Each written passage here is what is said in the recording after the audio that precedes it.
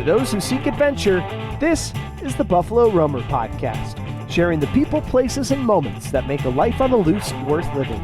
The thing that's going to stick out to you most is when they open up that plane door. The cold is something like you've never felt. The jungle's so thick, even if you had a machete, you couldn't get through it. There's a huge blonde grizzly bear.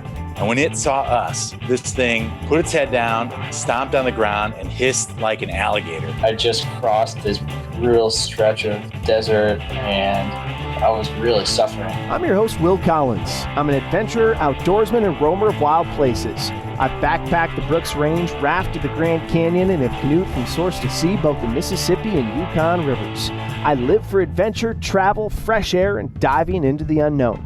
And now, I hope to share my passion with you on the Buffalo Roamer Podcast. All right, rocking and rolling, episode 58. Thank you for tuning in yet again. If you're enjoying the show, make sure you're subscribed. Also helps us out a lot if you leave a 5-star rating or write a review. It really helps the show. Also, I've had a lot of folks reach out by email, DM, on social media. Always enjoy all those who do reach out. So thanks for reaching out and telling me you're enjoying the show or listening or just saying hi. I've had a lot of folks just checking in and saying they're enjoying the podcast. So keep doing that. You can get it at Buffalo or email me at buffaloroamer@yahoo.com, social media, or just check out buffaloroamer.com. Okay, today's episode is with Towhead Steve. Towhead is an interesting cat. He is a canoeist, a paddler, and he has paddled, it seems, about every stretch of river here in America. And he's a really cool guy, interesting character, and I thoroughly enjoyed our conversation. I've been chatting with Towhead after we recorded this episode as well. We've been keeping in touch. He's been bouncing off ideas from me for a trip he's doing up north, and we've been talking about different rivers we've all paddled. So a funny guy and a good guy, Towhead Steve, on episode 58 of Buffalo Roamer Outdoors. Towhead Steve, I hear your name is. My buddy Neil Moore tells me you go by Towhead Steve. How you doing, Steve? I'm doing good. Thank you, sir. That's great. I'm doing good. It's an honor to be on the show. Hey, well, it's a pleasure to have you. It's good company to be connected by Neil Moore, a fellow Thru paddler, and I'm excited to pick your brain and hear some of the stories and some of the times of adventure from your trip. So tell me, Steve, what give me a breakdown of your canoe trips and kind of what you've done and your scope of long distance paddling. Well, most of my trips were short trips. We bounced around. My son and I, when he was little, we did the Green River. We did the Little Missouri River, done some rivers up in Canada.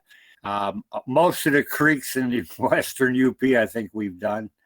When the snow melts, they all flash, And my buds, I've had a group of guys that I've known most of my life. And we were really into water when we were young, and whitewater, that's a rush, I don't search it out like I used to.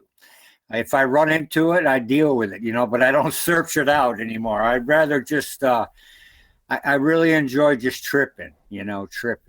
And it's not that, I do a lot of lake paddling. I just finished another trip on Lake Superior that I got in kind of over my head there. I didn't research it as much as I should have. And there was some really, I'll do anything, but when there's no takeouts, it can get. Yeah, I mean you're up there in Michigan too, so you know all about Lake Superior and Lake Michigan and the Great Lakes up there. That's especially Superior. That's no joke. That's no joke. That lake, I was a merchant mariner my whole life, and I spent many years on the lakes and deep sea also. But I retired 12 years ago from that. And Lake Superior, that's a different animal. It's it just never seems to get warm, Yeah, or calm, right? Yeah, or calm. You really and really wind. I really am. I tell you, Will, I'm a thing. So I should say respect three. Wind is numero uno, wind, and second one rain, and the third one sweat in colder climates, just like rain. And the name of the game doing this stuff, as you're well aware, is staying dry, man. Staying dry is the game. It really is. And if I, I have the gear, if I get caught in rain, yeah, I have the gear. But if it's raining, I usually just tarp up and I just wait it out. And so I go real slow. And so what are the big rivers you've done? You've done the Mississippi, the Tennessee, and the Ohio, right? Give me a rundown of like the big through paddle trips. Yeah, the big through paddle trip that I just finished really last June was almost 17 months in length. I started in Asheville, North Carolina, downriver from Asheville, North Carolina. We have a river called the French Broad River. It's an old river. And my son and I had done the first half of it several years before. And so I put in at Marshall, North Carolina, because there's a dam there and I didn't want to portage that dam, So that's the start trip in July of 2020. And I really, prior to that, I had spent all my money and spent months and months planning a trip in Arctic Canada, in Nunavut, Canada, on the Back River, named after George Beck. The Inuit call it the Great Fish River. They have an Inuit name for it. It's hard for me to pronounce, long letters, about 15 letters, But I had planned that trip for everything. I had made 100 pounds of pemmican for that trip. And, my son and I would do it. And it's all paid for. But what happened was I couldn't plan for a microbe, and they closed the border. The virus came full speed, and that sent everything in cahoots. And so I was at my sister's house in Nashville, and I said, "Well, we got to come up with Plan B here," And I turned to her and I said, "I wonder if you could canoe from Asheville, North Carolina to Florida." I had no idea you could do it. And she goes, "No way, man. There ain't no way you can do that." I said, "Well, let me Google it." And I came back about an hour later and I said, "Hey, Nance," I said, "you can actually do this. You can put a boat in here and canoe to Florida." So that's what I did. And I had spent months planning the Back River trip, a 50-day trip up there. I spent like 4 days planning this. And I had absolutely no dream, I never even thought about canoeing the Tennessee or the Mississippi or the Gulf. I never even thought about it. It never crossed my mind before in my life. And I ended up doing it. Just amazing. Hey, I think we're going to go to just voice, if that works for you. It's pretty good, but it's chopping up just a bit. So better safe than sorry. That's all right. Okay. That's okay. So, let's see. Okay. So if you see on your screen in the bottom left corner, maybe Deb could help you. Maybe you can see it. Okay. So there's a little microphone and then a little icon of like a video. Do you see those? Yeah. Press the one with the video. The video? Yep. And it should turn your camera off. All right, just shut the video off. Yep. Okay, perfect. My video's off too. We'll see if this is any better. And then if not, we'll go to option 3, which is just the good old cell phone. Okay, sounds good. Okay. Sounds good. Perfect. So we're rocking and rolling again. So had no plans of ever paddling those rivers or even knowing about it. You spent forever planning the Back River trip and just a few days doing this one. So how long did the one that you when you set off from Asheville, North Carolina, and with the goal of making it down to Florida, how long did that trip kind of turn into, or what did that turn into? Well, it turned. What I ended up doing, going down the French Broad River, where it met the Tennessee River, kind of above Knoxville, basically. The Holston River comes in, the French Broad come in together, and those two rivers headwaters the Tennessee River. And so I took the French Broad River to the Tennessee, and then went down the Tennessee. I don't know, it was probably at least 650 miles. To Paducah, Kentucky. And that's where it met the Ohio River. And then about 80 miles down that river, I met the Mississippi River at Cairo, depending on who you ask, And that, as you're probably aware, is the dividing line between upper and lower Mississippi. You bet, right where the Ohio pours in. Yes, sir. And that's where I met the Mississippi. It was going on fall then, going into winter. And I then proceeded down the Mississippi River. And I tell you, I'll be honest with you, a lot of people have through paddled the Mississippi. And it was mentioned to me once before that people, yes, do through paddle the Mississippi. But actually, and I don't know if this fact is true or not, but I heard it from a reliable source, that more people summit Everest every year than canoe through paddle the Mississippi, which is interesting. That is interesting. I love it. Yeah, and I've heard that as well, and I think at least I know it to be true too, because even though it is gaining more popularity for even just guys like us talking about it right now, the through paddle of the Mississippi, that is, it's still I want to say there's on average, the average year, there's somewhere between like 10 and 20 people that do it. Which I think is still far less than Everest. Yeah. I mean, I didn't know anything about the Mississippi. Now, listen, man, it's been done at high water, medium water, low water. John Rusky of Quapaw Canoe Company works out of Clarksdale, Mississippi. Fascinating guy. He knows that river like the back of his hand. And those guys that work for him and not work for him, but work with him. And, they've done it at every level. I just happened to hit it by pure luck, man. Pure luck. It was low water. Yeah. But that's a relative term, Right. Well, it was pushing like, I don't know, at least 650 CFS then. Yeah. And it's just so big and so wide, especially on that lower Mississippi. It's just such a big river, ain't it? It is a huge river. And, and that river, I'll be honest with you, man, if I had known what I was getting into, I don't think I would have done it. Well, the 4 days of planning panned out then, huh? Yeah, I mean, I kind of broke it into segments. I said to myself, well, if I can make it to Memphis, well, then maybe I got a chance of doing it. And I tell you, well, I almost got killed twice on the way to Memphis, those first 200 miles, one by a tug barge, and another time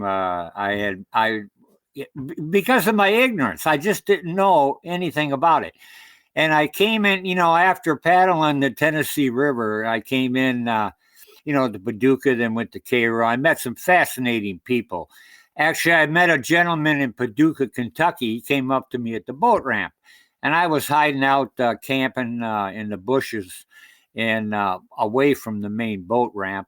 And I wanted to check that town out, the museums and whatever. There's a beautiful museum, the National Quilt Museum there, which is a fascinating museum, man. And a guy came up to me, an older gentleman. He was in his 80s. And we were talking, and he said his name was Jack Martin. Well, in the course of the conversation, he's a real humble guy, he just casually mentioned, well, I play the dobro. And I go, well, that's a beautiful instrument, Jack, and then he just kind of casually in the conversation mentioned, yeah, you used to tour with Lester Flatt and Earl Scruggs. Well, I get back to camp that night and I get to thinking, I go, wait a minute, Earl Scruggs, Lester Flatt, who the hell is this guy? And it turned out this guy's famous dobro player. Wow. In Paducah, Kentucky. And I tell you, that encounter with Jack Martin changed my whole Mississippi trip. And it wouldn't have happened if he hadn't come up to me. And what happened was we met in the park for several days. He'd come down to the park, and we would talk. And one day he asked me, would you like to come to my house? We're going to be practicing music. And I said, heck yeah, And when they played music all afternoon, it was a wonderful afternoon, and his band, Good Company. Anyways, when in his house, I'm going to try to keep this short, but you're doing great. Okay, in his house, he had these two small pictures, and they were river scenes of shanty boats. Okay, I wasn't aware of the history of shanty boats on the Tennessee and Ohio and the Mississippi. Quite a history to these things if you research it. What is a shanty boat? Well, there is a particular design of a shanty boat. Okay, it's raked at both ends, and it has a shack on it, basically. Sure. And it's like a homemade houseboat. Well, during the Depression, they were made out of anything that floated and whatever people could scavenge to build, and they look like shanties. So they got its name, shanty boat. Where there were these two watercolors of these river scenes on the Ohio and the Mississippi, and they were signed by a guy by the name of Harlan Hubbard. And I asked him about that, and he got to telling me about it. He said, "Yeah, I met Harlan Hubbard, and I traded a banjo for these two pictures." Well, it turns out that Harlan Hubbard and his wife Anna had built a shanty boat up by Cincinnati in the 40s, and they floated down the Ohio River to the Mississippi to the Gulf, and they took 4 years doing it. Wow. Floating. And they would winter over in different places and glean fields and have gardens, and it was a fascinating journey. Well, he wrote a book called Shanty Boat about that voyage in the 40s, him and Anna. They were quite articulate, but they liked being off the grid, and they were both fantastic musicians. I think one of them played the cello, another one played the piano, and they were really cool people. Well, when we were leaving, Jack goes, they told, "Listen, let me give you this book," and he hands me this book, Shanty Boat, and that was my first encounter with shanty boats, and he got to tell me about Harlan Hubbard. His watercolors, Harlan Hubbard's, are all over. They're in different museums in Kentucky and Tennessee, and they're really sought after. Huh. And he wrote a book, Shanty Boat, and he wrote another book called Payne Hollow. When they were going down to Ohio, they saw some land, and they went back and bought that land after the trip, and they homesteaded it, and they named the place Payne Hollow. And they wrote a second book. He wrote a second book. Okay. So anyways, when Jack gave me that book, I started reading that book. And what happened as a result of that was I followed that book as close as I could to their narrative. I camped where they camped. Very cool. I would go into the towns that they did. I would search out the old hardware stores that they went to, the post offices, the buildings, it changed the whole experience, And what did you, that's awesome. And what did you find in these places that you went to however many years later? Do you know offhand how many years it would have been since the book was published? Well, it was published in the 40s, so what are we talking, 60, 80 years later, Right. And so how did you find it compared to their writings of it? When they hit the Mississippi, it was at medium level. They were hitting it around 20, okay? And the gauges roughly averaged around 20 at different towns. As those gauges change, as you're dropping in sea level. Yep. Yeah. So they could get behind the islands. There's so many islands, as you know, on the Mississippi, and they're called towheads. And that's how I got my river named Towhead. Okay, I never knew that. That's called a towhead, huh? What, the point of an island, the front point? An island, like island number, like the numbers will increase. From Cairo down, the numbers go in sequence, the islands, and they'll increase in number as you go towards the Gulf. Okay. Number 2, Towhead. Number 3, those are the islands. Oh, interesting. Yeah, and I think the reason I got a towhead name was maybe in the fall when the cottonwoods change color to that blondish, or the sand, because it's a southern thing. They'll call a small blonde-headed kid a towhead. It's a southern slang thing. Interesting. And that's the only thing I can think of where these islands got the name Towhead. Like a sandy beach. Yeah, the sand, yeah, exactly. Interesting. Exactly. Okay, so how did you compare the 80 years later, like staying at some of the same hardware spots or the same towns?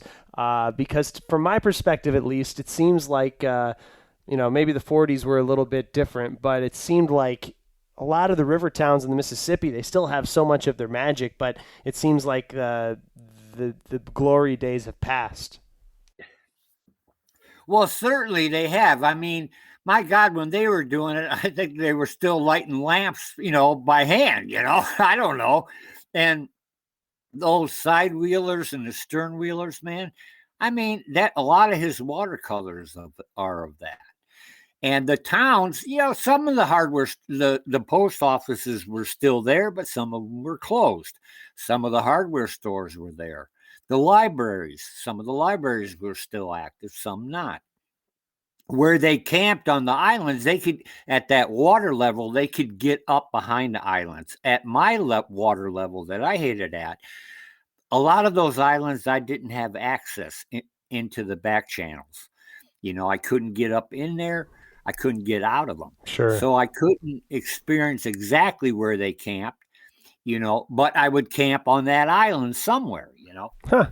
So you make it all the way down the Mississippi, and I'm going to go back and jump over different stuff. But where do you go then from the Mississippi? You ride the Gulf all the way to Florida? Yeah. So as there's a couple things I want to mention about Tennessee, but as I went down the Mississippi, that a lot of people will do through paddle of the whole Mississippi in, less than 50 days. Some people, some people more. I mean, I was on that thing like for 3 months, and I hit it at halfway. My advice whenever I talk to people, because people reach out to me, because I've done a lot of these podcasts talking about Mississippi rivers, and I've written about it on my website and blog. So people reach out to and ask me. Actually, someone just today reached out saying they're planning on doing a trip. But I always say, my piece of advice is, hey man, go slow and enjoy it. Like, this is not a race. There's no need to sprint down and just crush it and never enjoy anything. Like, if you pull over and stop into a town and run into some nice people, stay a couple days, like if it feels right, you don't have to just crush miles. That's always my advice. Yeah, and I would firmly concur with that. And I tell people, if you can afford, if you have the time, go slow. Absolutely. I think when Neil Moore met Dick Coney, when Neil met Dick, I think Neil Moore told me, you know what he said? He said, go slow, man, go slow. Yeah, no doubt. Well, you just get to see everything better, and you get to know the landscape and the people and the towns so much better, and the river even better, because you're just so much more entwined with it rather than just buzzing by. Yeah, exactly. And, when the weather was bad, I would tarp up. I wouldn't move. And as far as camping, when I got tired, I pulled over and found a place to camp. When I got down to that last hour of paddling, I start looking for a place to camp. And, I don't know about if you noticed this on the Mississippi, I'm sure you did. It's really two different worlds. You have the river, going down the river, you're seeing cottonwoods and willows, and then you camp and you walk over the levee, and it's a whole nother world. Oh, yeah. Yeah, absolutely. I tell that to people as well, is that, yeah, the you have this massive river that's could be as wild as the Serengeti, or whatever it is.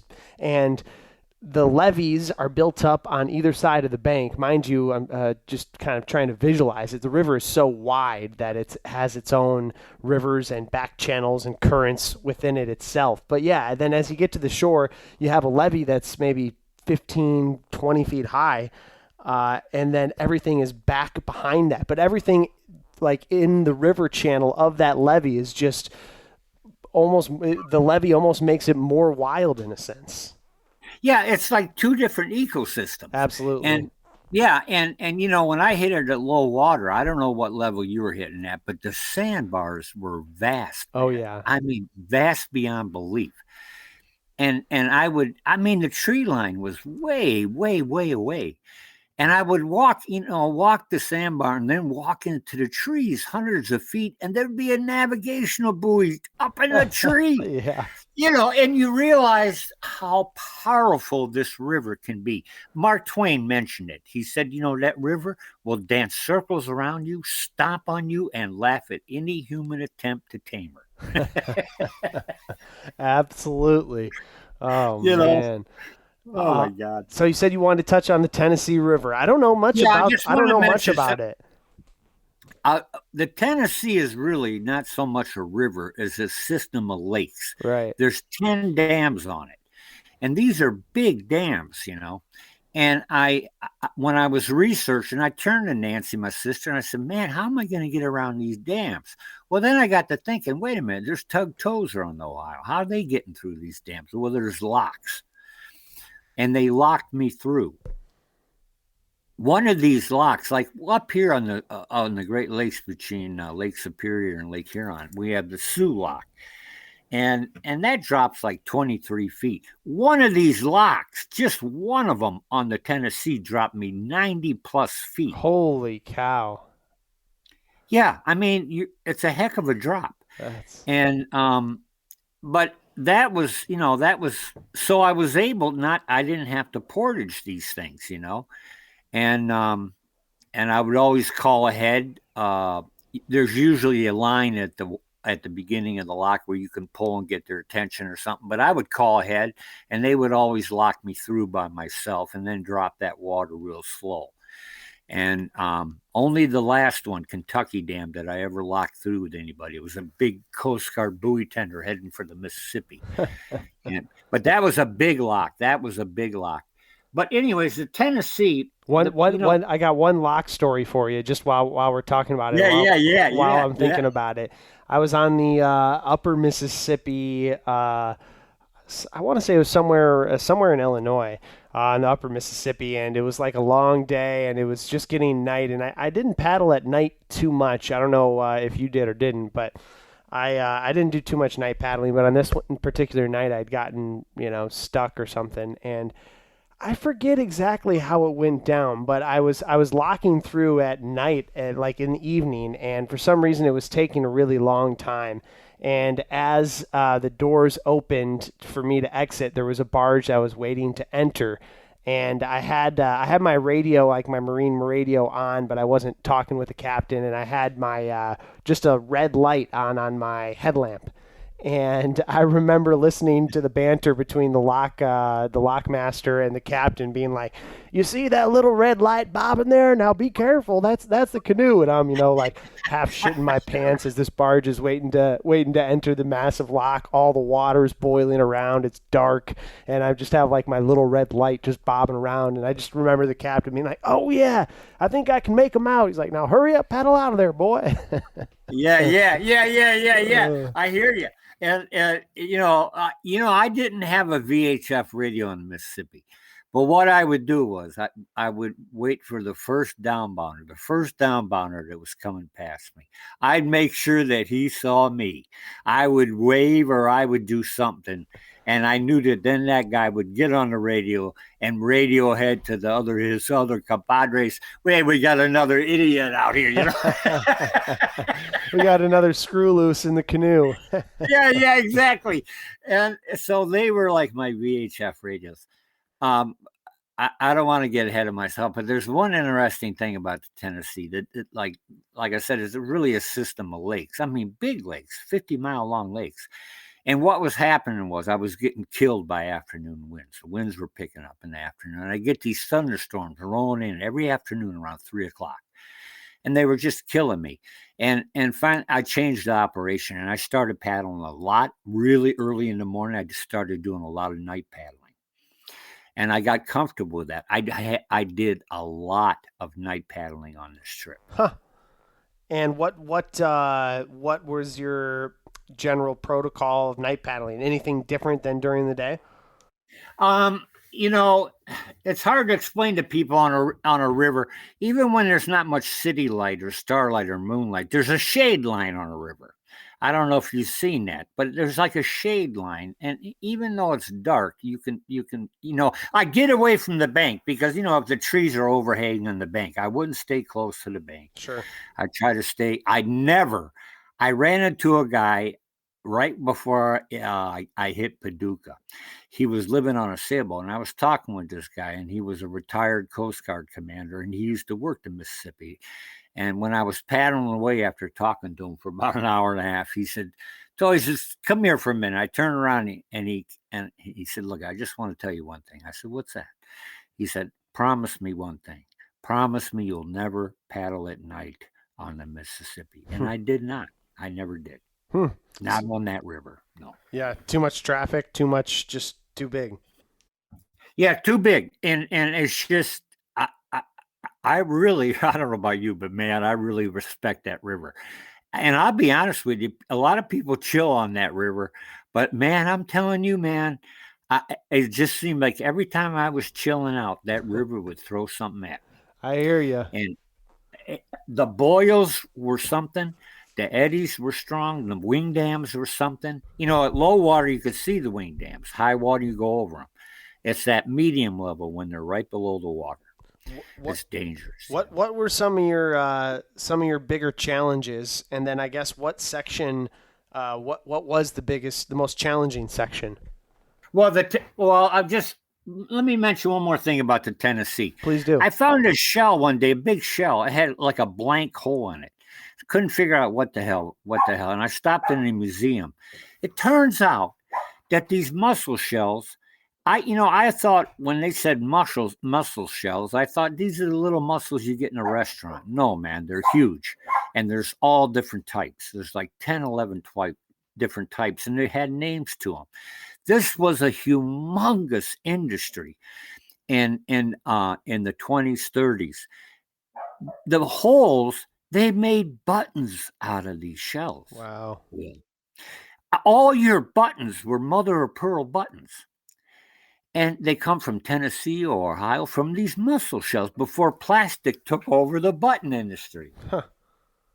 Yeah. And so even some of the old timers that would spend their whole life collecting these things, and they called them dark divers because you had a feel for them on the bottom of the river and you get below that sun line.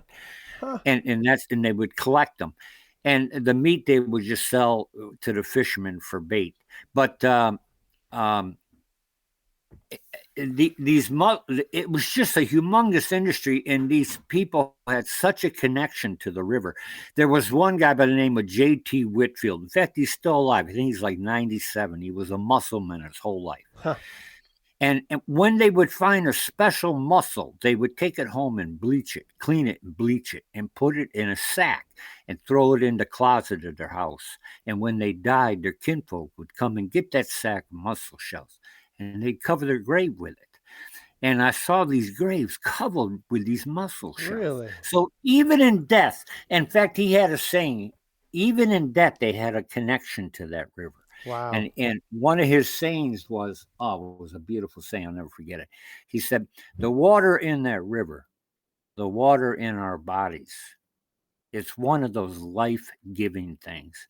You got to have it to live. All water is holy.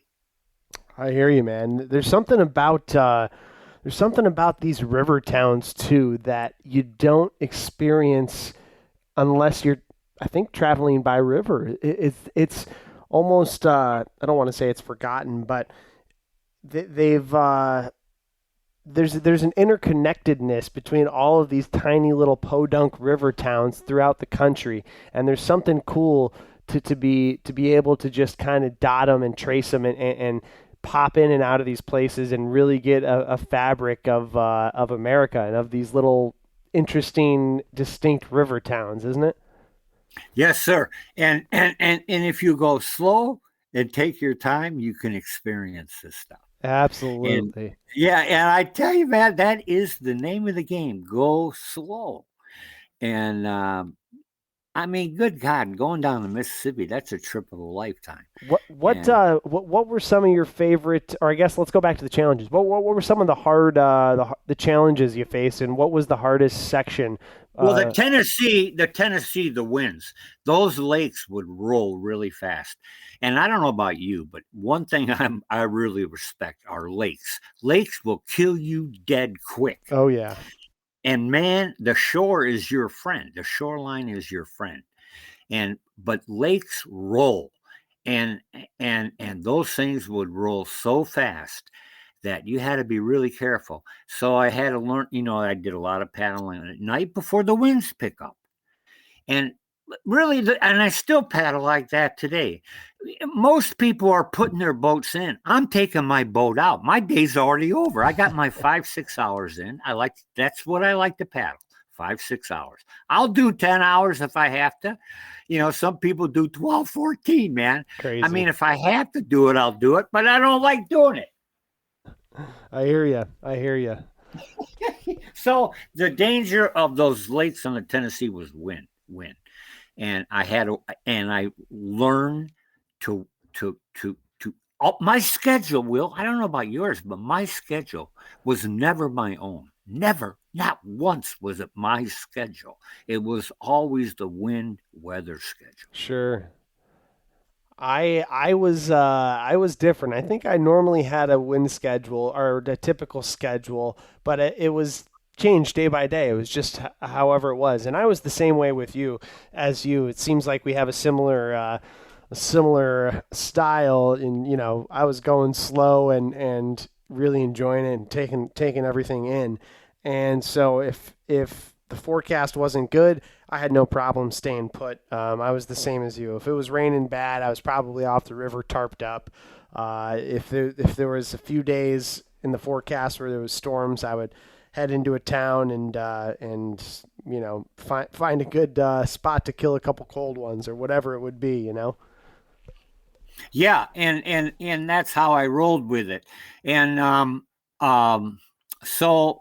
Did you have challenges on that? Has a way that just has a way of naturally slowing you down. Oh yeah, it does. Did you have challenges on the Mississippi? Anything with traffic or with? I did. I did not know the Mississippi, and what I was looking forward to. Let me tell you, the Tennessee. That was flat water paddling for months, and I'm like thinking, oh, Mississippi River, man, I'm gonna huck fin it all the way to New Orleans, just steer the damn boat. Well, I come out, I camped right there where the Ohio met the Mississippi that night, and I rolled that morning, and I get out, and there was hardly any current, and I go, what the heck's going on, And I go down a couple miles, and there were a string of barges tied up. Okay, they were mudded up, He was working his engines, keeping these barges up against the mud. There was maybe an 800-foot rung of barges. All right, so my strategy was the same on the Tennessee. Just stick close to the bank. Sure. All right? Okay, well, that don't work with the wing dams. And tell me exactly what the wing dams are. I know, but if someone doesn't. The wing dams are pure rock, man. They're like 12 feet high, they're 15 feet wide. They're huge, and they come out. I mean, I saw wing dams that came out 1,000 feet. And the current, I saw strong eddies above them, below them, and the current off the tips of them. And so it's a long rock dike or rock wall that they built to push water before the lock and dam system, right? To push water, force water towards the main channel. In theory, it channels the water to the central part of the river to keep the navigable channel open. In theory, right. That was the core idea. The core's idea of they built these wing dams. Another way of trying to control the Mississippi, And so anyways, I get by these barges and I duck on the inside. He couldn't get that front barge all the way up. So I duck him and I'm between the bank and these barges where the deckhands went crazy. And they said, no, man, you can't do this. And so I went to cross the river and I go on the outside of these barges now. And all of a sudden, I tell you, Will, this current come out of nowhere. And it was slamming me up against these barges. And I was screaming down the face of these barges. And you get flipped on these barges. Oh. That river's taking you right underneath them. Yep. And man, I learned right then, this huck finning thing that I got in the back of my mind, the rivers told me right off the bat, no, boy, we got a different plan installed for you, man. So I tell you, Will, look, I'll make it short. I go down the river about, 2-3 miles, and I pull ashore the first mud bank I find, and I make camp. And there was a bunch of barges tied up there. I made camp, Will, and I swear to God to you, this is the God's truth. I put my chair on the side of that river, and for 1 hour straight, I said 7 words to myself. I looked at that river, and I said, I got to get to know you. I got to get to know you. And I just repeated that over. And every body of water has a different presence. And you have to learn it. It could be a bayou, a branch, a creek, a river, ocean, big river, small river. Everyone is different, you know? Absolutely. No, 100%. You're right. 100%. Yeah, and the Mississippi is she can be unforgiving. How about wildlife? Did you have any particular wildlife stories that come to mind, or memories of something? Mississippi, they call, I never saw a bear the whole trip. That was very surprising. Huh. I saw bear prints. They say you get up in the morning on those big sandbars in the Mississippi. They call it reading the morning newspaper. You're looking for tracks, Tracks are everywhere, because everything roaming at night, you know. And I don't know about you, but I heard a lot of coyotes. Well, one night, I never keep food in my tent. Well, one night about 2 a.m, man, I must have had, well, it sounded like 30. It's probably more like 4. But man, they were right outside the tent. They're barking and whining and howling. It was pretty wild, man. Oh yeah, I had one like that too. Up in, I want to say it was, man, maybe Iowa or something like that. But yeah, the same kind of deal where you're sleeping, and it sounded like they were right next door, like surrounding my tent, yipping and yapping. They were probably a ways off, but yeah, doing the yipping is the best I could describe it, right? Yeah, I mean, I'd hear them all the time at night, but man, that night they were right next to the tent. When I woke up in the morning, them tracks were all around the tent. And I woke up one morning and I had camped in this really small sandbar, and there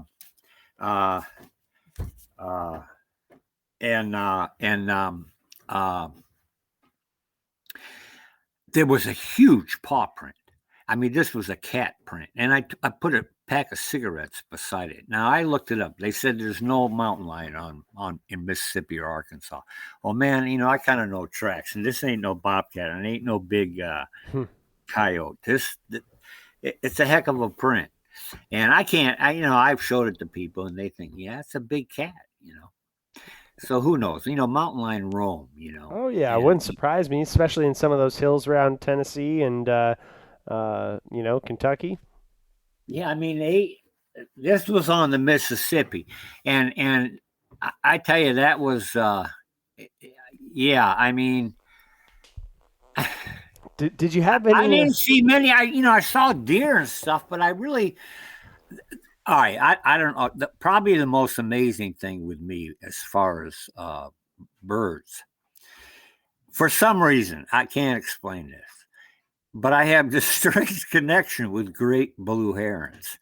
I had encounters with great blue herons that were just unbelievable. And I had one hang from me, for instance, like for a couple of days windbound on the Gulf of Mexico. And I go to leave on that third day. That morning, I'm loading the boat, and I got it just about loaded. And this thing had hung with me for a couple of days. And I go to get my last bag, and damn if that heron didn't jump in the boat. Yeah, I got a picture of that. Really? That's really something, man. And when I needed an uplift for my spirit, there's times you probably experience, you just like, oh man, this is getting rough, man. Yeah, and something would happen. Either dolphins would appear and start swimming with me, or otters, or these herons. I kept running into herons all the time. And I don't know. I think it's my totem. There you go. Really, a great blue heron. Yeah. Towhead Steve, the great blue heron, could be. I that's what I think. And so Mississippi, I learned right off the bat, man, this current that I was looking so forward to just, using it to my advantage, that current will kill you quick. Oh yeah. What did you have any underrated areas or something that surprised you about the trip or an area in particular? Yeah, the Mississippi, the thing that surprised me on the Mississippi, besides it being so big, it is one curvy son of a gun. Yeah, it is, for being how big, especially how big it is. I mean, and you could spend a lifetime just exploring the back channels and the blue lakes, and Rusky's spent his whole life doing that. And I mean, there's just so much, the old oxbows, and that New Madrid Bend. when I was going down the river and I'm starting to make that turn, okay, when I was just learning the river, on the outside of those turns, it's pure rock embankments, the embankments on the outside of the turn, on the outside of the channel. Or I thought, okay, I'll get more current there. Well, next thing you know, I'm going around that corner and man, next thing you know, I'm going like 4 miles an hour. I'm screaming. And here comes this tug barge making this turn to go on that north leg up towards New Madrid, that big, huge bend. And that current got a hold of them. And man, those barges started setting down. And where was I? In between that embankment and those barges. And man, that guy got way too close for me. And I saw another string of barges make that same turn later, and he wasn't anywhere near down that low. That current got a hold of that guy, and he was flanking. He was like they do. They work them engines to swing all those units. Yep. But most of the time, them guys are sitting down with a little joystick in their hand. But when they're standing up, they're all business. That's funny. Yeah, man, I tell you, after that, I rigged my throw line, my emergency throw line, so I could maybe possibly bail and try to save the boat, But jeez, man, I was about ready to bail. I'm not kidding you, Will. That's a spooky and place I knew to I be. was going to hurt myself, That is a spooky place to be. Yeah, and then you go 10 miles north to go around that 5-mile bend to go 10 miles south again to come back right to the same latitude you started at. Just a massive, massive horseshoe. It's like, yeah, so funny. Yeah, and then I had to learn, okay, what I learned how I got down that river was I would learn to go on the inside of the turns. I would go between the buoys and the bar. But sometimes you have to ferry across the river. Now, explain to me ferrying, man, because I still don't understand the dynamics of it, but it works like our shit. Oh my gosh. It's got to be one of the best canoeing maneuvers ever. I don't understand how it works either. So ferrying, for those listening, it's if you point your nose, you could back ferry or forward ferry. Most people yes, do sir. A normal ferry. So you point your nose at the canoe upriver at an angle and slowly paddle forward, and the current pushes the nose of your boat in a way that you side slip along the river. Yeah, you go straight across the river. Straight across. So you can be exerting almost no energy, and if you have that angle set right, you just don't lose any latitude, and you just go right across the river. It's got to be one of the slickest moves. And when you have that angle set just right, and you can feel the current like pushing your boat sideways, oh, that feels good, doesn't it? Yes, it's an amazing maneuver, and I had to do that twice a day. Well, whenever you're ferrying across, I've ferried in whitewater and smaller rivers, but I ain't never ferried across a big river like that. And man, then you're crossing the channel, and there's a lot of current. And them tug barges that are coming down that river, man, I'd see them way upriver, and man, it just seemed like in a flash they were on top of you. I mean, when you saw a buoy way downriver, all of a sudden, man, you're on top of that buoy. Things are happening fast. Yeah, it's hard to get a good perception about how fast the river is moving when you're on it, But as soon as you see a stationary object like floating past some of the buoys, the navigational markers, and seeing the current just rip around those buoys, you're like, okay, we are moving a little bit. We are moving, and there's just a lot of water. And I was a pilot. I was a Great Lakes ship pilot, and I'm surprised they never sent us down from the academy down there to train with these guys, because the ship masters up here in the Great Lakes, they're excellent ship handlers. Okay, we hardly ever use tugs making docks. Like deep sea, we use a lot of tugs and stuff. They're excellent ship handlers. We have our tight waters up here, but those Mississippi River pilots, some of those barges from the stern of the barge to the bow of the stern of the tug to the bow of the barge, 1,600 feet. Yeah, it's insane. 200 wide. The biggest boat on the lakes is a footer, 1,000 footer, 100 feet wide. And we got bow thrusters. These guys have no thrusters, And they would mud up. You know, when we had gale force winds, these guys would mud up. They aren't moving because they try to get around these bends, man. They got so much windage, you know. Yeah. Yeah, it's just insane. And the other thing is the amount of traffic too. I thought that was the cool thing is you don't realize how much, how much commerce flows through that river. I mean, that river really drives all of middle America. Big time. Big time. You know, a lot of stuff is coming down and up and down that river. And, that was other thing. And, the downbounders have right of way over the upbounders. So a lot of times the downbounders coming down, these guys would mud up when they're heading upriver. So I knew that when I would run into one tug barge ahead of me coming up, well, chances are there was another unit behind him or another unit behind him because they'll tie up waiting for that one downbounder to come around that bend, because they don't want to meet in that bend. So I kind of learned that. So I was learning these things as I got to Memphis.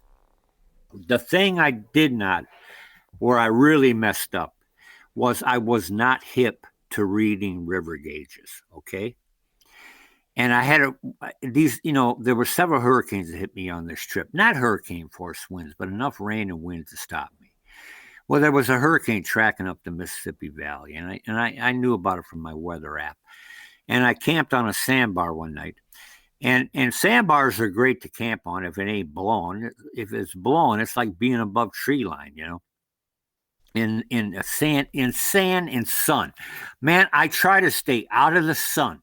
The sun, a lot of these guys that through paddle in Mississippi are doing it in the summertime. Man, it is hot, man. Oh, yeah. The winter was chilly, but there were no bugs, Yeah, I did mine. I started mine in, I think it would have been late August, and like August 20th or something, and ended in December down in New Orleans. And I thought, for me at least, it was just perfect. I was like, it was almost like I was chasing the fall line all the way down the river. It was like the leaves were just turning the entire line, because as I went and traveled south, the season extends. So it was cool. And yeah, like you said, I hear you.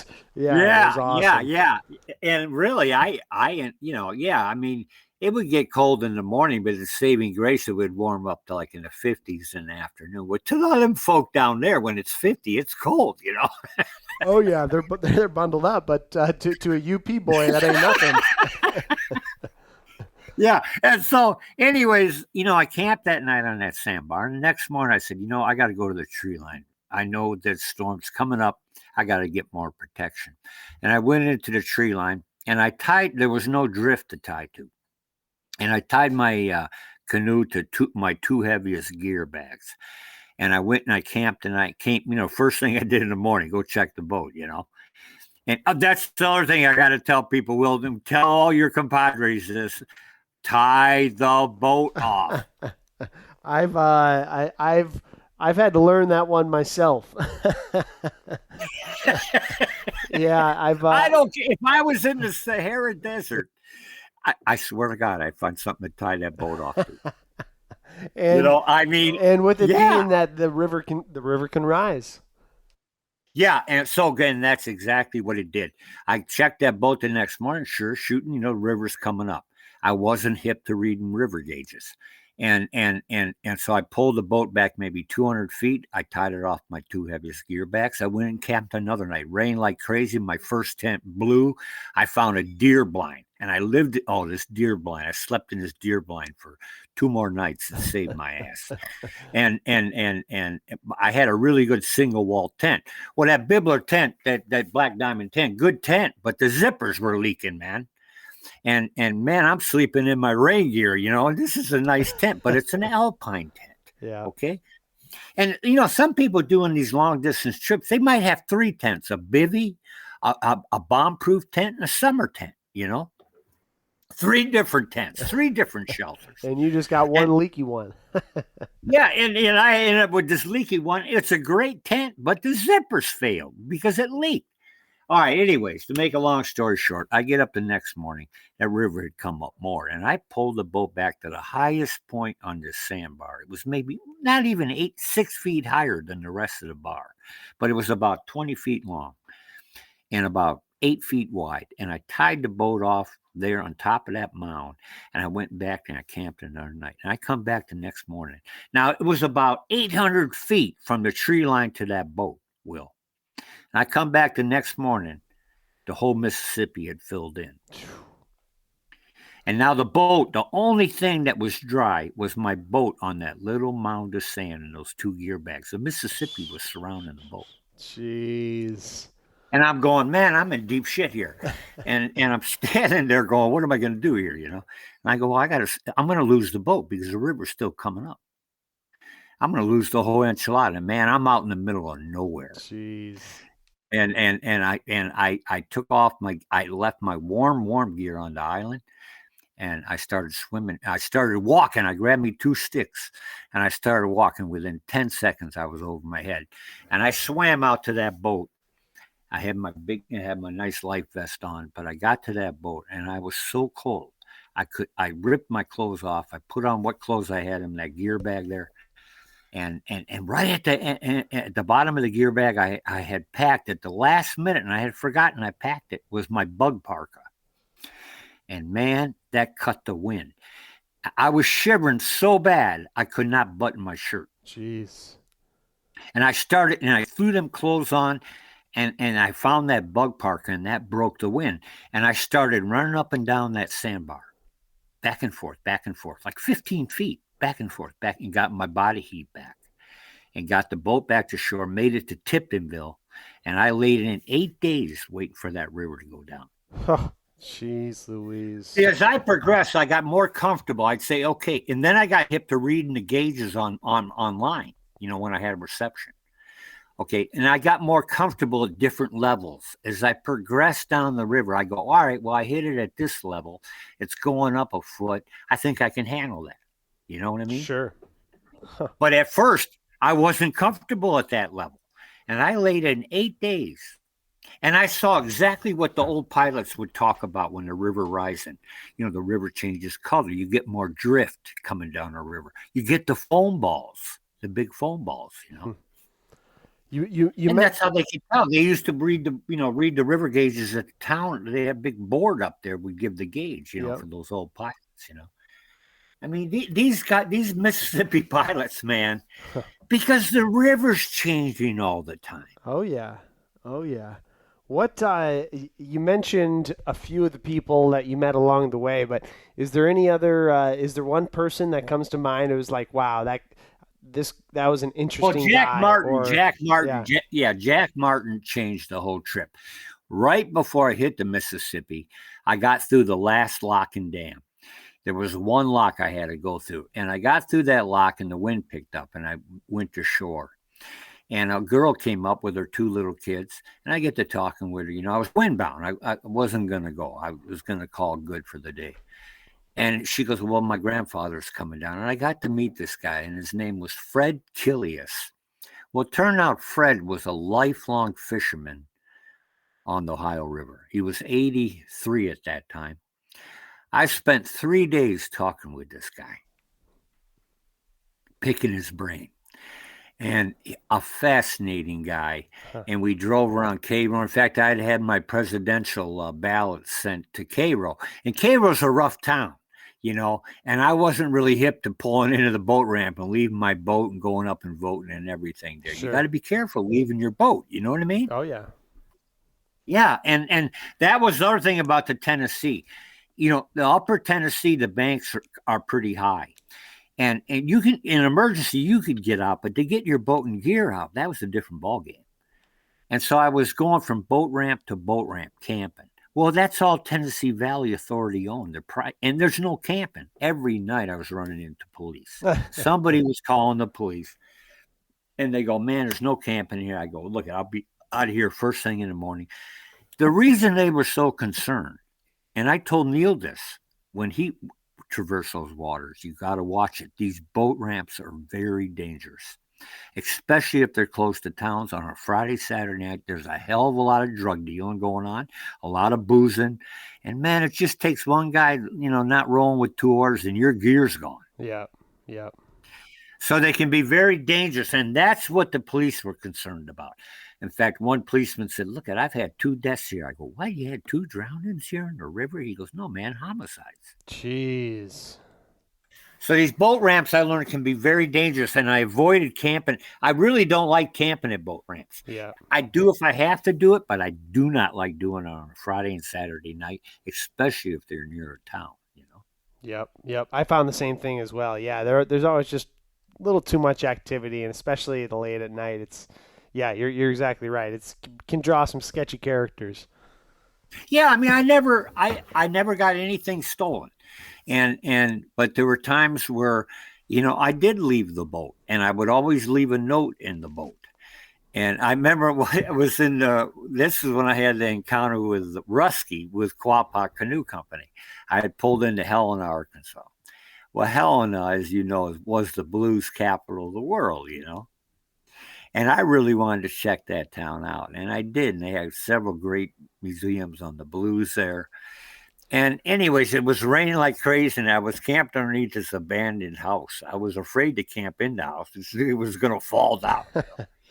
And I was camped in the yard, but I was using kind of the porch to have a cup of tea and cook under, get out of the rain, Well, I spent like 2 nights. It was just raining, crummy, cold weather, and then I find out about this casino across the river, and so I call them and I go, "Hey man, how much is a room over there?" And they said, "We can get you a room for $30." What? I go, $30, man. I said, "Shit, man, book me 2 nights. I'm gonna go to a hotel, And so I did. And I left my boat there with my 2 heavy gear bags. And I left a note in there. Well, but the second night I get a call, and it's the police. And they go, "Oh, man, are we glad we hear your voice, because we come down to search for a body." Oh, jeez. Yeah.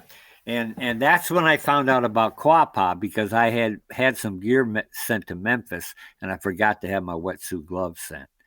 And I was looking for wetsuit gloves, and I went into a museum. The guy goes, "Hey, there's a outfitter here called Quapaw." And so I got a hold of these guys, and they said, "Where the hell are you, Toy?" I says, "I'm underneath this abandoned house there by this old boat ramp." They go, "We know where you are." I go, "What?" They go, "What do you need?" I go, "I need some wetsuit gloves." They go, We'll help you out." Well, like a day later, they show up, and they go, "Hey, pick whatever gloves you want." And had a whole box of them. Well, I know what I'm looking at, and I grabbed me a pair of NRS mittens, A nice one. I go, "How much I owe you guys?" And they go, "Nothing." They had driven from Clarksdale to Helena, across the bridge, giving me these gloves, and they didn't ask for a damn thing. Yeah. And I wanted to meet John. Are you familiar with John Rusky? Just roughly, but fill me in. John Rusky runs Quapaw Canoe Company. And when he was a young man, him and his buddy floated down the Mississippi and it was like a raft, I guess. Anyways, it was wintertime, and they got flipped. He said the river took us, and they swam a long ways, man. I mean, they were in dire straits. Huh. And then he said the river gave us back, gave our lives back, and pushed them onto a bar. And I think that had a changing moment in his life, and he fell in love with the Mississippi. And from that day forward, he's been running people down the Mississippi, guiding in these huge French Voyager canoes. They're gorgeous. And he takes people down. Now, you'll pay big bucks to guide with them.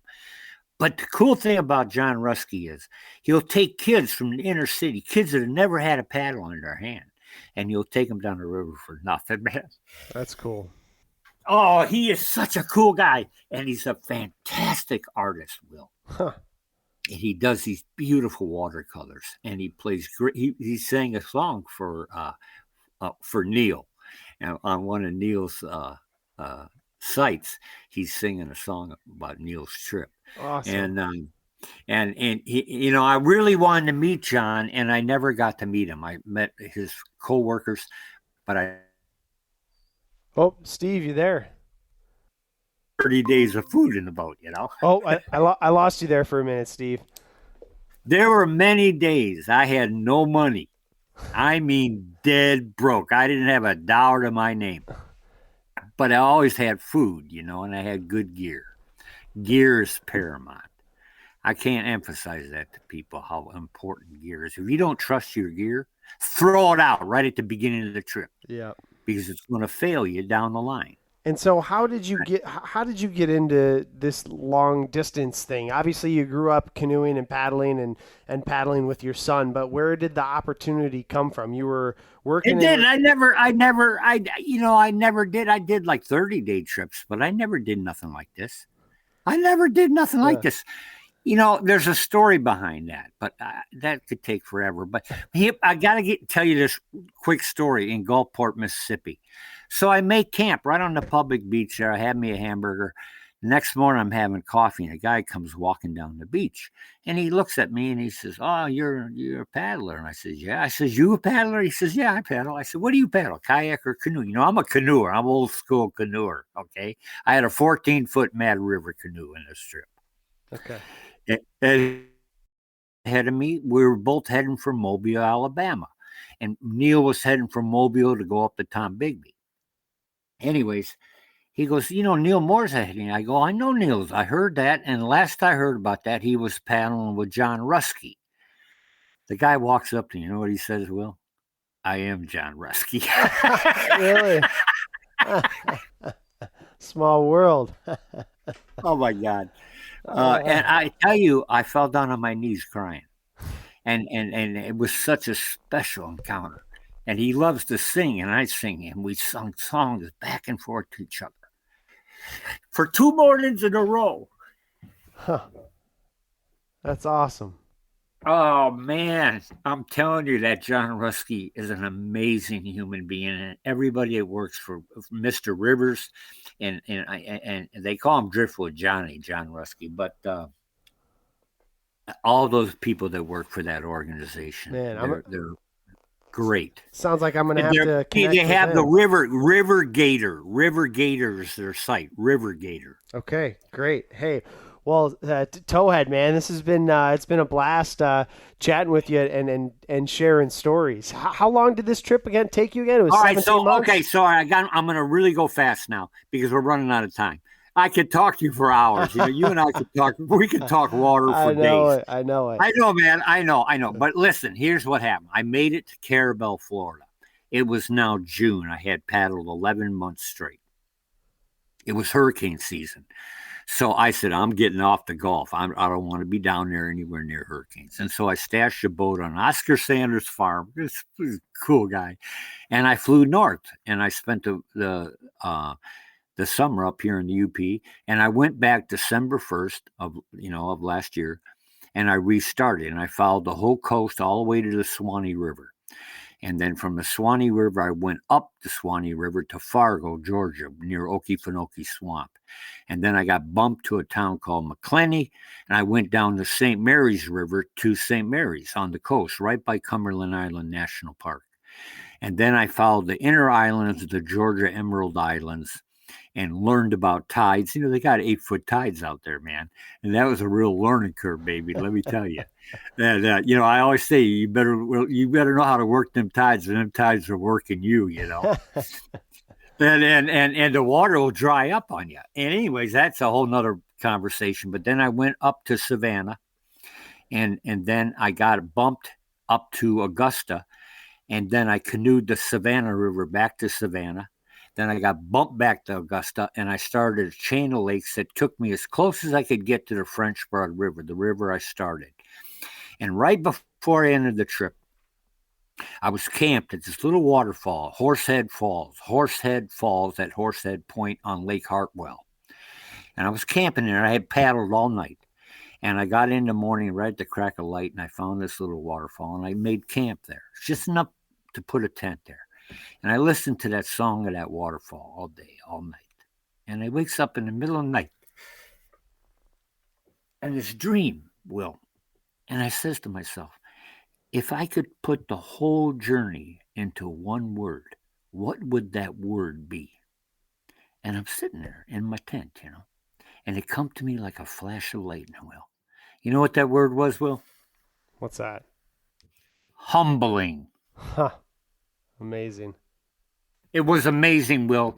I was humbled by the love that was shown to me from people I never knew. I was humbled by the wind. I was humbled by the tides. I was the whole experience was nothing but pure being humbled every day. It's great. Every day. That's great. Yeah. It's amazing that one word can encapsulate so much, but I understand it. I told when we met all those Thru paddlers on that Missouri River rendezvous, I mentioned that one night. I said, there's one thing that all long distance, any paddler, anybody who's done this for a length of time, I have to believe that the one thing that we all encounter at one time or another is this feeling of being humbled. Yeah. How totally insignificant you really are in the whole scheme of things, man.